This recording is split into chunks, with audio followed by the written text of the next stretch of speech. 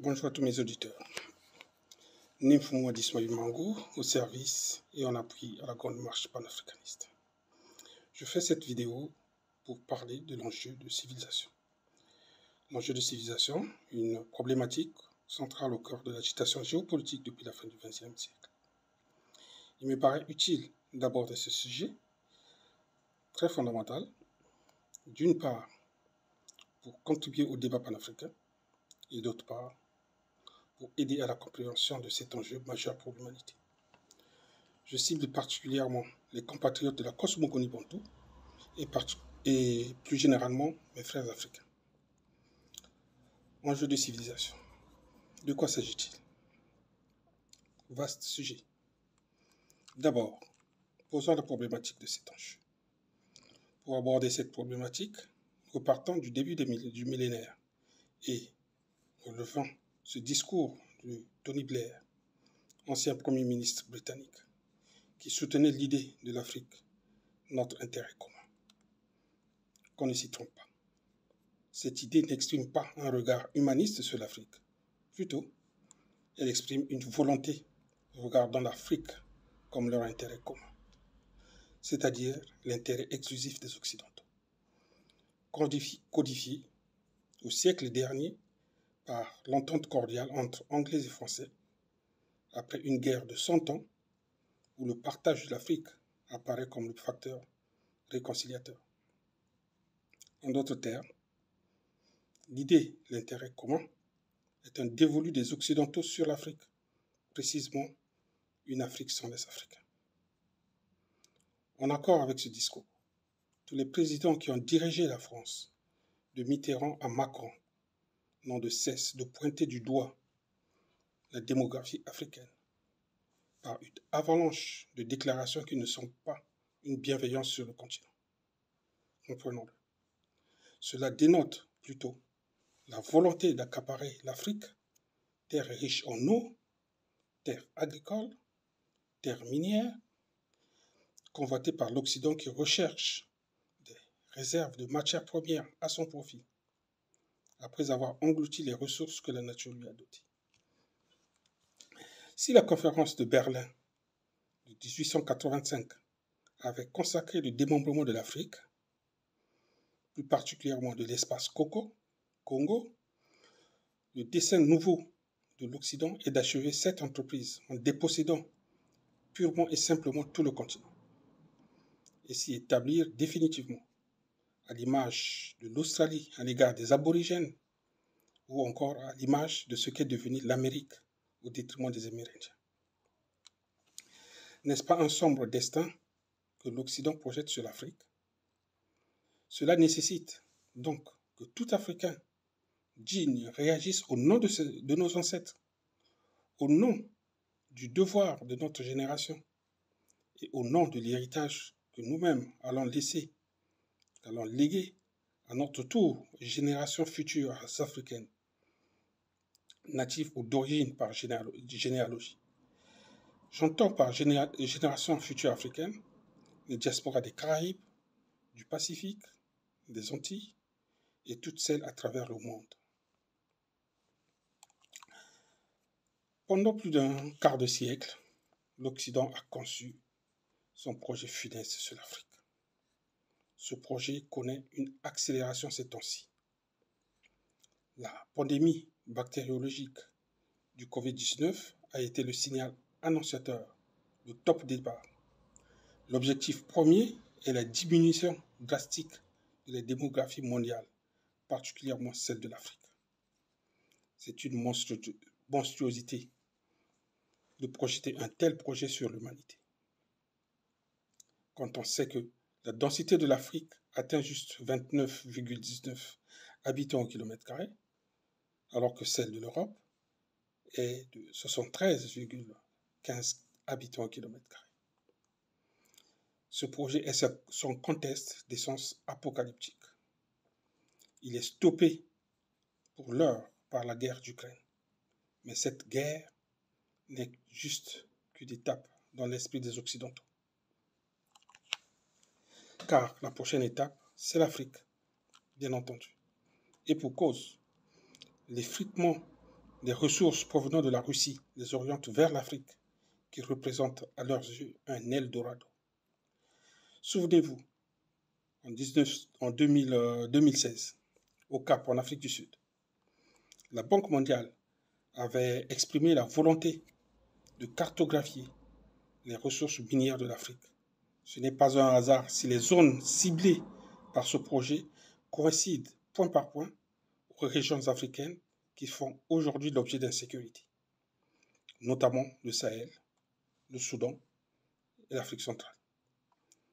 Cette cartographie est révélatrice d'un processus de recolonisation activé. Ce faisant, une Afrique recolonisée n'est plus une vue de l'esprit. C'est un projet réel. Il est clair que nous n'allons pas conjurer ce malheur par de simples invocations aux forces divines, ni par des incantations oratoires. Face à ce projet et dans pareilles circonstances, il me semble que chacun doit prendre ses responsabilités. Mais quelles responsabilités? Et qui est concerné? Serait-ce les populations? Serait-ce les élites? Ou uniquement les dirigeants? Si l'esclavage, en son temps, a pris de court l'Afrique, une recolonisation ne serait pas excusable au même prétexte, ni par l'absence de moyens. Un tel prétexte relève plutôt d'une incapacité à faire face aux enjeux du monde, particulièrement à l'agression occidentale, car un homme averti en vaut deux, et aide-toi, le ciel t'aidera, dit le dicton. Convenons donc qu'il y a bien une échelle de responsabilité entre les populations, les élites et les dirigeants. De la responsabilité des populations, disons que les accabler les populations serait une réprimande en dernier ressort, car sous-éduqués et mal formés, pour certaines déracinées culturellement, la résistance des populations africaines serait certes un barreau d'honneur qui en vaudrait la peine, parce que la sous-éducation couplée aux religions est un handicap majeur qui fait perdre à la société civile sa capacité d'initiative pour son développement. Il y a aussi l'effet nocif de la campagne où les traditions sont souvent considérées comme une intelligence incompatible à la modernité. Or, l'éducation est indispensable à la compréhension des enjeux. Par conséquent, elle est une armure pour affronter la cruauté du monde. Ensuite, la responsabilité des élites, elle est toute évidente. Accabler les élites n'est que logique parce que les élites sont un échelon avant-gardiste d'une société. On peut distinguer ces élites en deux catégories. Pour ma part, je distingue qu'il y a d'une part les élites authentiques, c'est-à-dire celles instruites dans la tradition et qui maîtrisent les paradigmes occidentaux. Celles-ci sont marginales et peu audibles, raison pour laquelle nous devons combler ce déficit et tout faire pour nous unir et agir ensemble.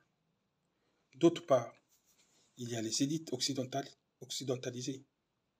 Ces dernières ont l'encéphale corrompu, c'est-à-dire un cerveau retourné. Ce sont des chevaux de Troie dangereux pour le continent. Quand ces dernières réalisent leur naïveté, il est souvent trop tard. Elles croient à l'empire du mensonge tel que défini par le président russe Vladimir Poutine. Les élites occidentalisées sont formatées aux paradigmes occidentaux qu'elles ingèrent sans la moindre remise en question. Ces élites sont des consommateurs et des perroquets des théories occidentales, du bien et du mal, de la vertu et du vice. Ce sont des adeptes très assidus des loges franc-maçonniques de triste réputation. Ces élites se retrouvent en panne d'initiative, malheureusement, lorsque la nature les confronte cruellement à leurs protecteurs. Enfin, de la responsabilité des dirigeants, je dirais que celle-ci est indiscutable. Accabler les dirigeants est une opération de salubrité morale en cours dans toute l'Afrique. Mais les attentes restent insatisfaites jusqu'à présent. Ces derniers représentent indiscutablement le dernier de responsabilité le plus élevé. Par conséquent, ils portent une lourde responsabilité. La majorité de ces dirigeants sont des acteurs perméables qui exposent le continent à la domination extérieure. Plus particulièrement, ces godillots pompeusement appelés chefs d'État sont des auteurs de l'affaiblissement culturel et traditionnel des populations.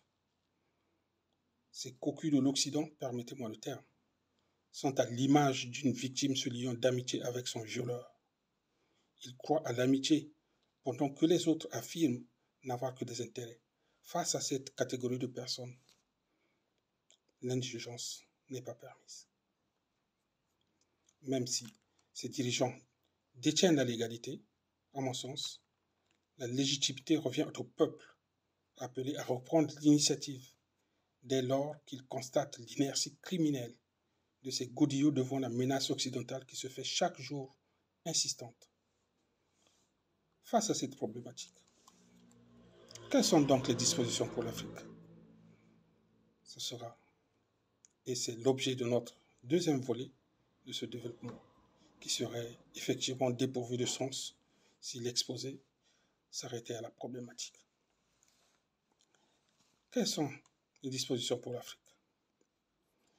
Pour les dispositions, il est clair que l'Afrique ne doit pas rester attentiste en laissant le monde se reconfigurer sans défendre ses intérêts.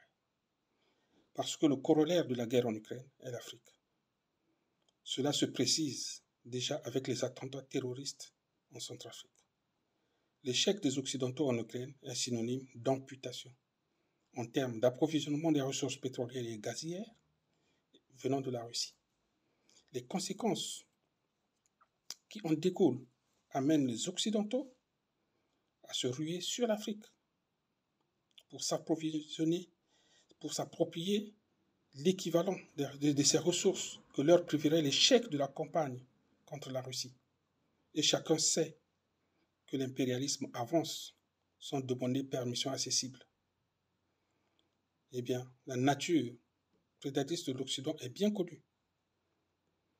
Cette nature, fortement illustrée par les guerres de prédation, comme jadis pour les épices des Indes.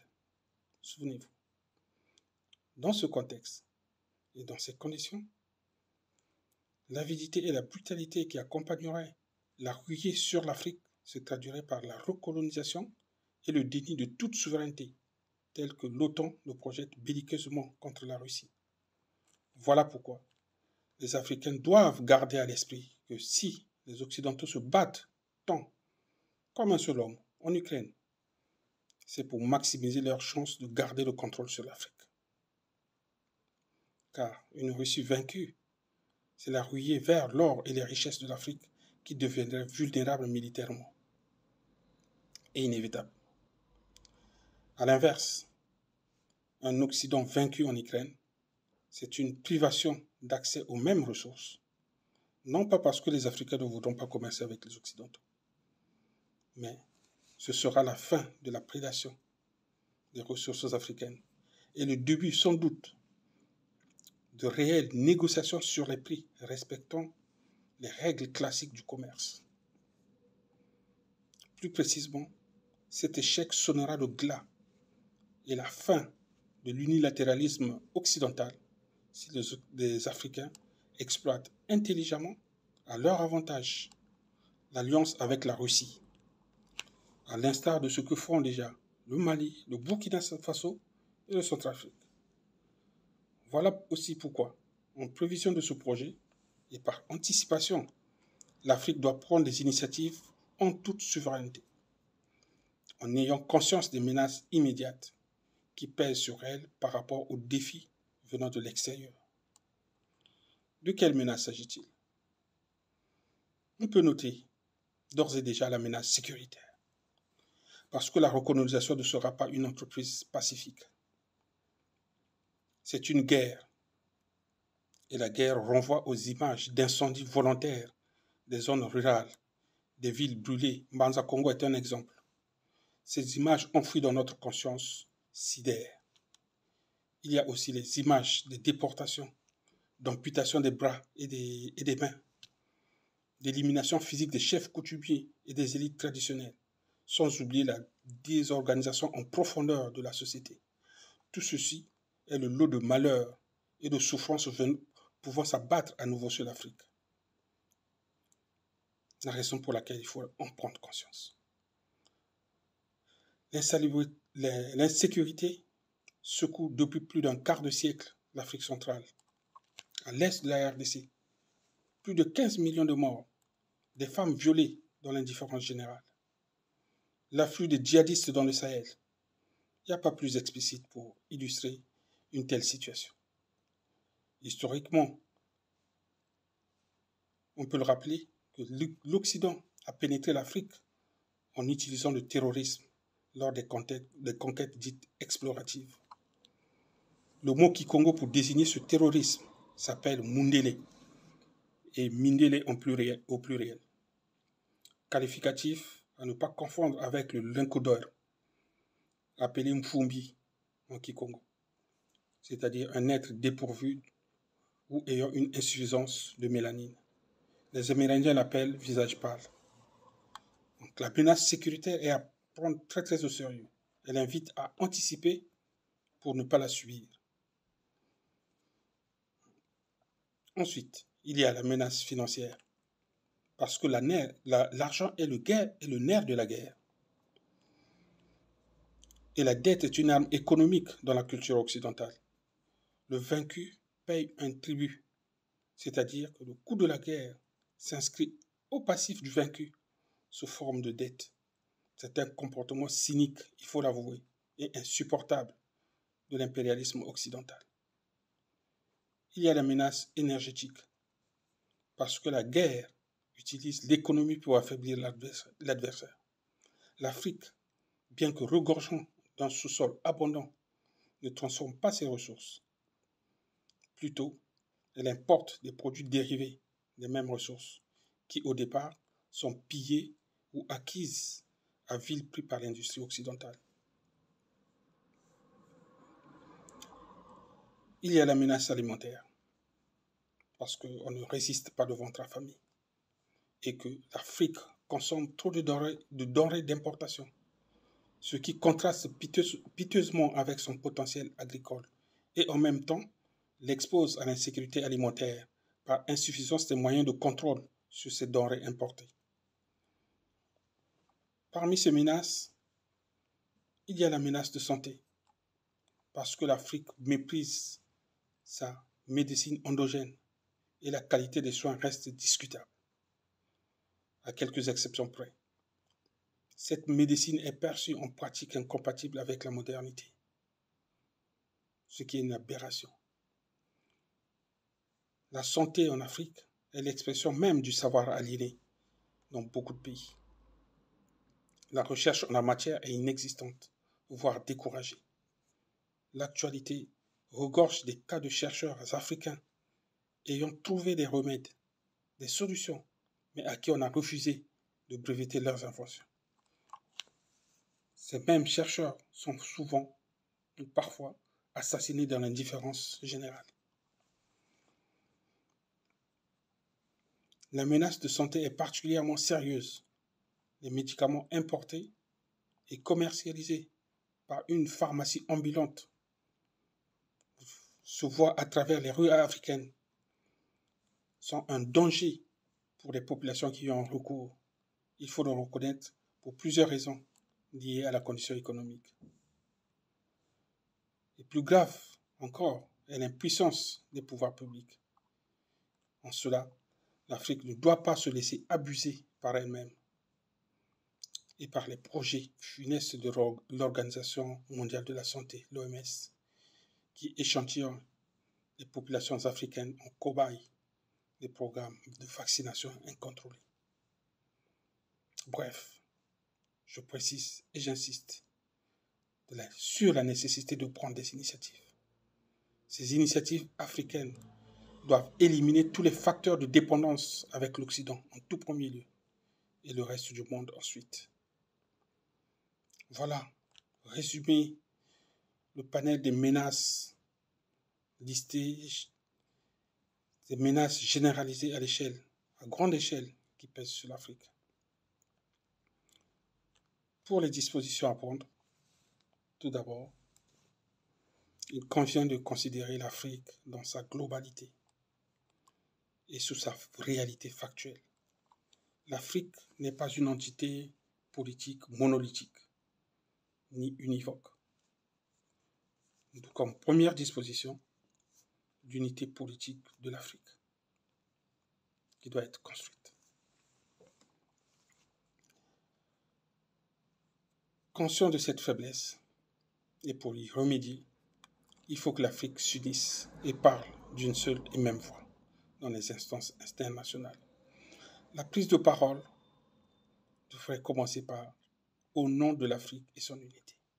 C'est très important. C'est ainsi que l'on bénéficie de la protection des mannes ancestrales et l'on donne de la force vibratoire et de la densité à la parole. Les initiés le savent, la spiritualité précède et accompagne la puissance du verbe. Qui ne le sait pas? Nos coutumes regardent d'exemple. Cette disposition accorderait de facto le droit de veto dans la configuration actuelle de l'ONU. Malheureusement, la grande majorité des dirigeants africains se conduisent en trouillards. Le mot est faible. Des trouillards qui craignent pour leur trône lorsqu'ils font face aux Occidentaux. Aucune volonté d'émancipation ni de détermination à affirmer l'indépendance de leur pays. En revanche, ils sont les premiers à marchander la légitimité et à bomber le torse devant leurs concitoyens. On peut illustrer l'absence de cette unité à travers quelques exemples des missions engagées ces derniers temps. On a vu le plaidoyer du président sénégalais Macky Sall auprès de Vladimir Poutine pour libérer quelques cargaisons de blé. Initiative certes louable, mais chacun peut apprécier la motivation qui, en l'occurrence, ici, est la famine. Comme si l'Afrique était incapable de se nourrir par ses propres moyens. L'autre cas illustrant l'absence d'unité, c'est la médiation de cette semaine des 6 chefs d'État africains pour réconcilier la Russie et l'Ukraine. Quand on connaît la genèse de cette initiative, son but et l'origine du casting ayant sélectionné les membres de cette délégation, cela suscite de sérieux doutes. Les mêmes dirigeants, incapables de se mobiliser pour poser les fondements d'une Afrique libre et souveraine, se précipitent au chevet d'une géopolitique qui les dépasse. Le tsar Vladimir Poutine, il mérite bien son qualificatif. Lui au moins, il gère un conflit de haut vol. Dites-vous bien, au nom de la civilisation humaine sous-entendue. À l'inverse, posons-nous la question. Au nom de qui ces obligés de la géopolitique occidentale se déplacent-ils? Aucun signe de concertation préalable visible entre pairs africains, alors qu'un minimum de conciliabule s'impose pour imprimer et porter la voix d'une Afrique unie. Tout de même, ce n'est pas un déplacement anodin. Ce comédien ukrainien Zelensky a maltraité les étudiants africains fuyant la guerre. Ce serait sans doute opportunément une occasion de le lui rappeler. Cette mission, quoi qu'il en soit, doit être un moment historique qui doit répondre aux attentes des Africains. Notons globalement que ces missions sont exécutées par des dirigeants sans envergure civilisationnelle. Certains ont posé contre leur peuple des actes similaires à ceux de M. Zelensky. Ces dirigeants dépourvus d'exemplarité ne sont pas crédibles pour de telles missions. Inutile de les citer, car ils ne méritent pas cet honneur. Bref. La sagesse bantoue enseigne que lorsque deux personnes entrent en conflit, la troisième les sépare et les réconcilie. Ce n'est pas désobligeant de le rappeler ou de le dire aux Occidentaux qui attisent le feu en Ukraine. Comme deuxième disposition, il faut remettre en cause l'existence de l'OTAN. Il est nécessaire que l'Afrique unie, parlant d'une seule voix, demande à l'ONU la dissolution de l'OTAN. Cette organisation existe hors du contrôle de la communauté internationale, représentée par l'ensemble des sièges au sein de l'ONU. Parce que l'OTAN est la plus grande organisation qui menace la paix dans le monde. Sa jurisprudence s'exerce sur toute la planète de façon unilatérale, au gré de ses seuls intérêts. C'est une conception du droit non conforme à la sagesse selon laquelle le droit de chacun s'arrête là où commence celui des autres. De plus, au regard de sa composition, aucun pays autre que les pays occidentaux élargis à l'Australie et au Canada n'en est membre. En clair, l'OTAN est le vecteur du terrorisme institutionnalisé et pour cette raison, il est rationnel de remettre en cause impérativement son existence. C'est le minimum qu'on puisse faire pour sauver l'humanité. Troisième disposition, récuser le droit de veto. Dans le même ordre d'idée, le droit de veto ne doit plus exister au sein du Conseil de sécurité de l'ONU. L'adoption de résolutions devrait découler soit de l'unanimité des membres, soit d'une proportion à définir.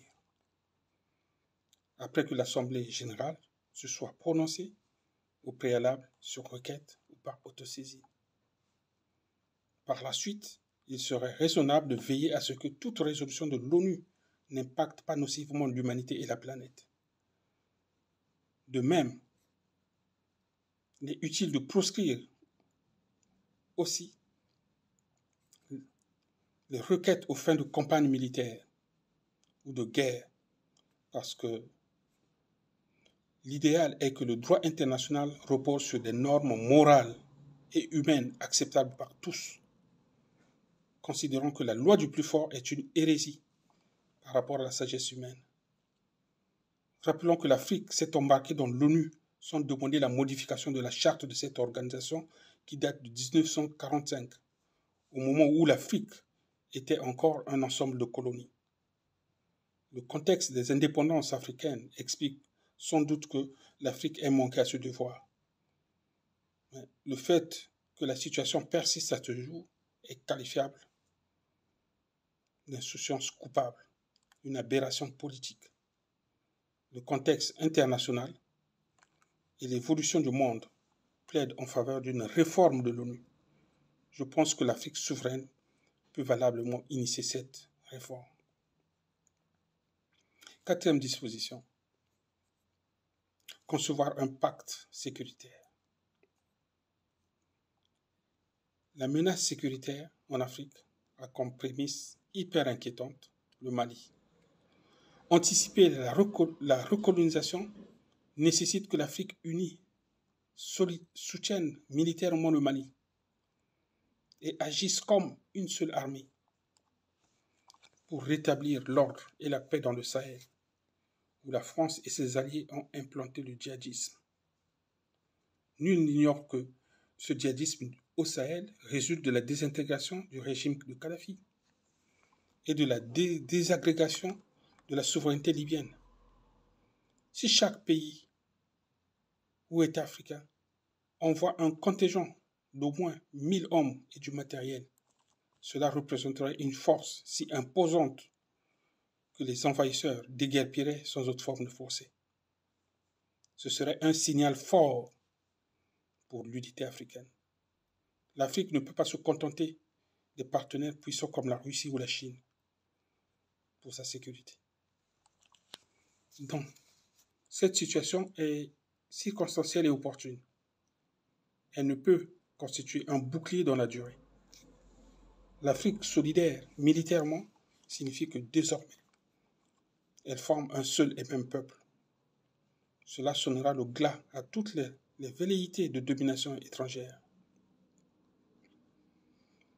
Dans ce sens, il nous faut concevoir un traité de défense mutuelle pour le continent, parce que l'Afrique qui se bat en apparence contre elle-même résulte des crises créées par les Occidentaux pratiquant la doctrine du diviser pour régner. Une alliance solidaire semblable à celle de l'OTAN, dans le sens où une agression d'un État africain reviendrait à une agression contre tout le continent. Une telle alliance est souhaitable. À défaut de réclamer d'urgence la dissolution de l'ONU, l'Afrique unie serait une puissance politique qui pèserait lourd dans la géopolitique mondiale. Ce traité de défense pour le continent a un sens. Dès lors que l'on considère que c'est ensemble que l'Occident nous agresse et nous colonise, la réponse doit donc être adaptée et souveraine, c'est-à-dire que c'est aussi ensemble que nous devons nous défendre en formant un bloc géopolitique hermétique. Tel est notre destin. Ce n'est pas pour revivre le terrorisme occidental que nos ancêtres se sont battus en luttant contre l'esclavage, contre la colonisation et contre le nazisme qui devient évident à travers l'Ukraine comme étant une marque déposée de l'Occident globalisé. L'Afrique des petits intérêts au profit des dirigeants godillots agissant en vigile des enclos coloniaux, cette Afrique-là doit cesser d'exister, au même titre que celle de la beuverie et des mœurs légères. L'Afrique unie militairement aura l'avantage de se prémunir intérieurement des conflits endogènes et des agressions extérieures. L'Occident a longtemps ignoré le sacrifice des Africains et des Afro-Américains pour sa liberté contre le nazisme. Il est temps de lui rappeler avec détermination que l'Afrique continue à juste titre de combattre le nazisme aux côtés des Russes. C'est une constance géopolitique et civilisationnelle que nos aïeux ont montré le chemin.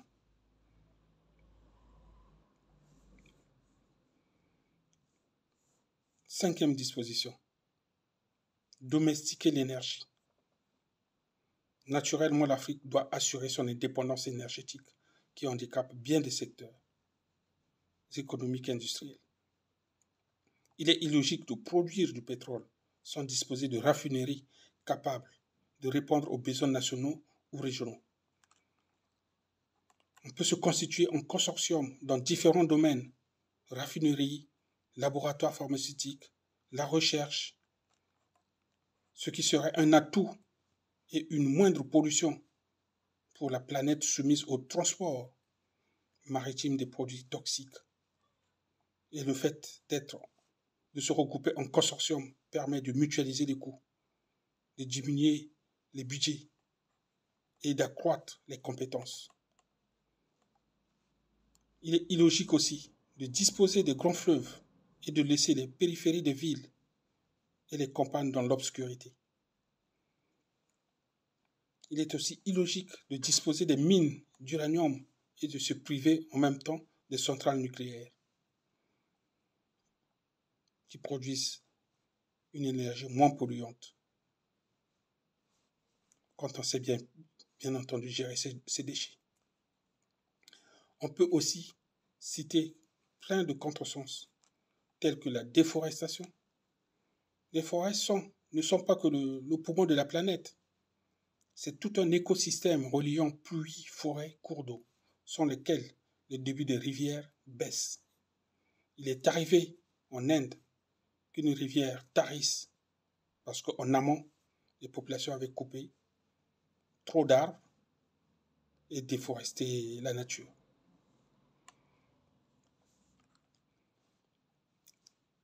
Mais lorsqu'on a une vision courte, une vision à court terme, cette nature est saccagée. Et ça cause des dommages parfois irréversibles que tôt ou tard les générations futures devront payer. Il est urgent d'inverser ces comportements absurdes en adoptant une rationalité entre les ressources que l'on dispose, les capacités pour les exploiter, le progrès qui en découle par l'utilisation que l'on en fait, puis la restitution pour rendre à la nature ce qu'on lui a prélevé et pour ainsi préserver la vie et perpétuer l'existence. En ce sens, la coopération interne à l'Afrique doit devenir la norme et la priorité. Parce que gouverner, c'est prévoir et sécuriser. L'absence d'industrie favorise les importations et pousse la jeunesse africaine à la recherche d'Eldorado.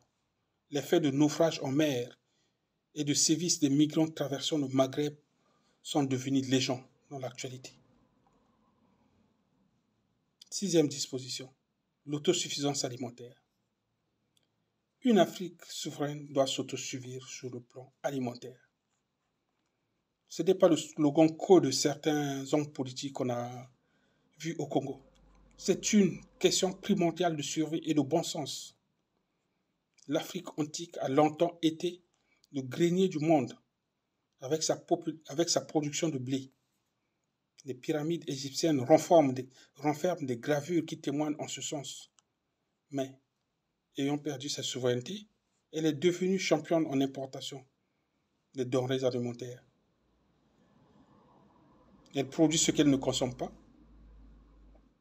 et consomme ce qu'elle ne produit pas. C'est le monde à l'envers.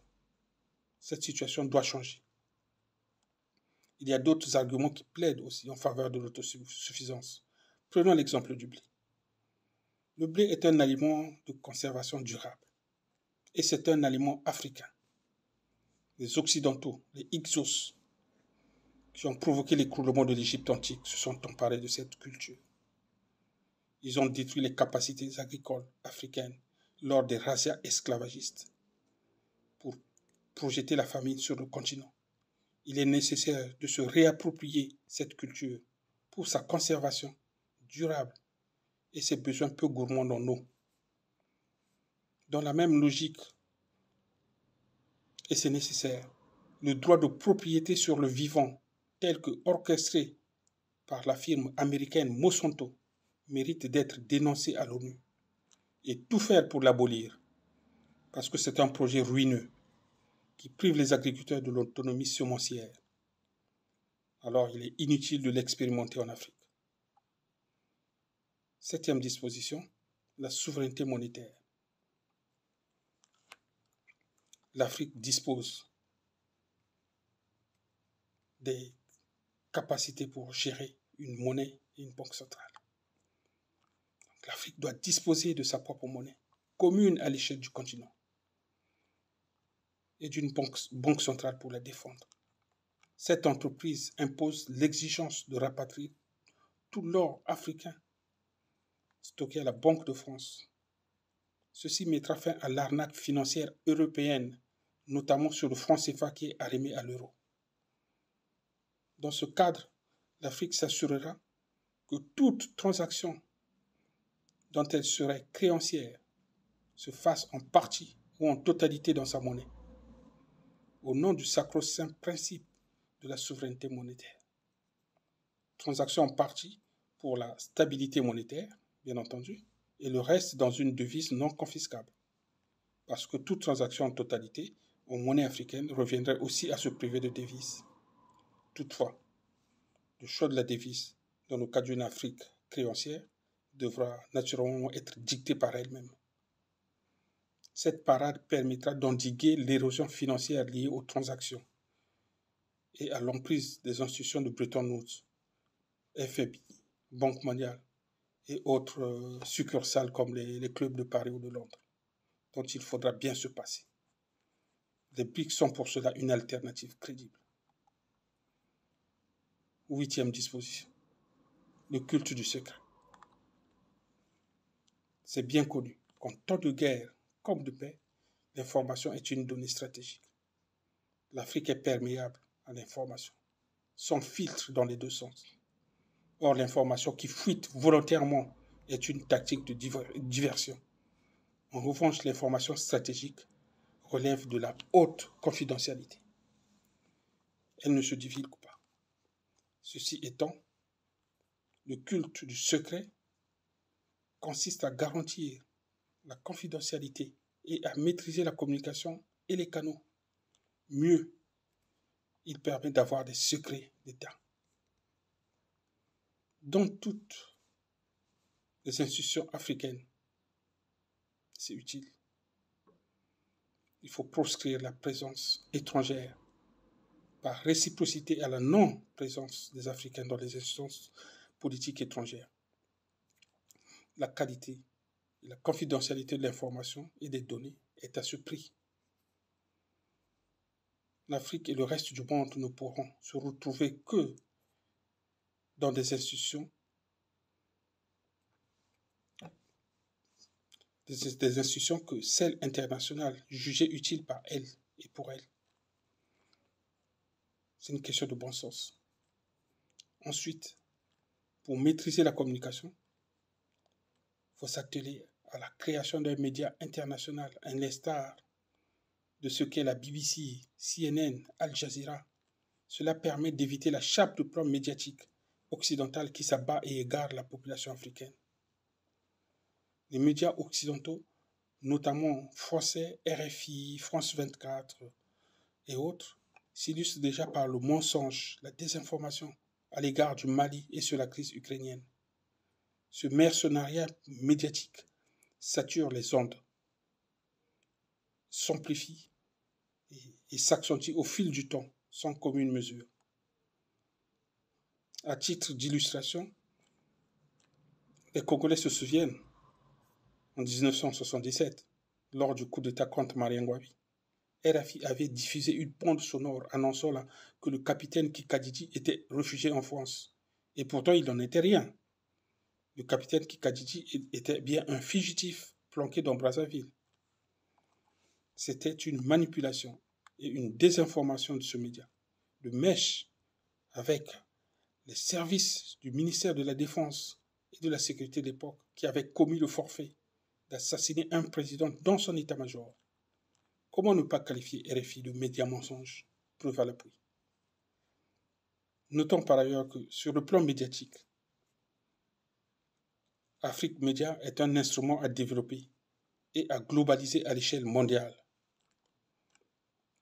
Pour nous panafricanistes, il est l'un des médias aux avant-postes de la lutte pour la liberté d'opinion, pour la liberté d'expression et du combat pour la vérité dont ont soif les Africains en grande majorité. C'est aussi l'occasion pour moi ici de féliciter les autorités du Cameroun qui abritent le siège d'Afrique Média, dont Dieu seul sait ô combien il résiste aux multiples injonctions extérieures pour faire taire ce média et les panafricanistes. On peut illustrer ce propos avec les cas de Nathalie Yombe. Pour ceux qui la connaissent, sous son pseudonyme de la femme de Sochi, la dame de Sochi plutôt, le cas de Kémy Séba et bien d'autres. Neuvième disposition, l'urgence de fédérer l'Afrique. Oui. En abordant la question démocratique, l'urgence est de purger sans délai des régimes africains criminogènes, car leur ADN idéologique détruit la dignité et le respect des Africains. Une identité méprisée chez soi est une identité méprisée à l'extérieur. Ça, il faut le savoir. Il n'y a pas de dignité à l'extérieur quand il n'y a pas de dignité chez soi. Je considère que l'humain est le premier capital d'un État ou d'une société. En ce sens, le défi qui se présente à l'Afrique nécessite la conjugaison des intelligences sans laquelle le développement est une entreprise boiteuse et vulnérable. Cependant, dès lors qu'un dirigeant africain est conforme à l'idéal de paix, de souveraineté politique, alimentaire et spirituelle, à l'idéal de développement culturel, social, économique et financier, et à l'idéal de puissance sécuritaire pour le continent, le problème de démocratie devient secondaire. Pour preuve, l'Afrique impériale a été un espace de haute moralité, de très haute moralité, de paix et de sociabilité sans équivalent.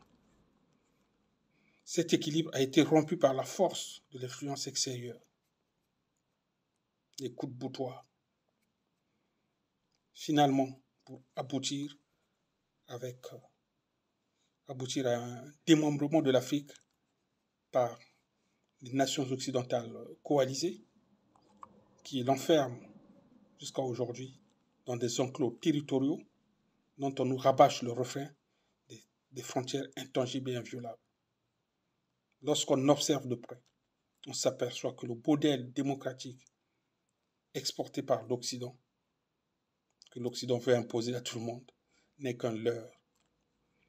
Il ne respecte même pas la base de sa doctrine, le vox populi, à l'image des répressions des manifestants, des citoyens européens, pour certains mutilés à vie, à l'image aussi de la liberté d'expression et de la presse bafouée,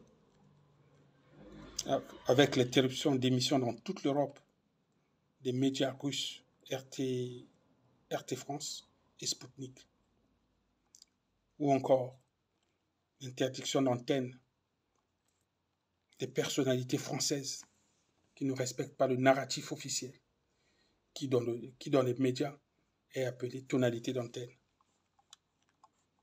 Rappelons toutefois que la démocratie en Afrique impériale s'articulait autour des entités fédérées. C'était une dynamique des sociologies autonomes, un modèle qui s'inspire de la spirale de l'univers où les astres ne s'imposent pas aux autres.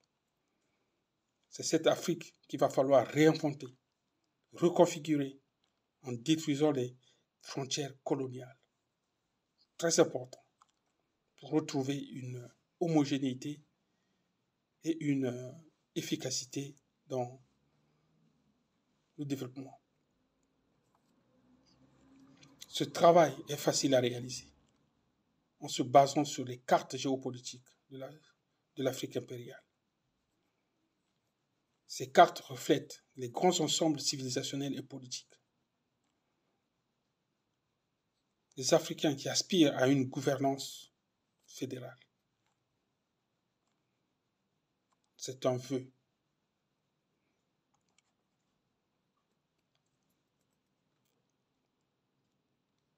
Ces Africains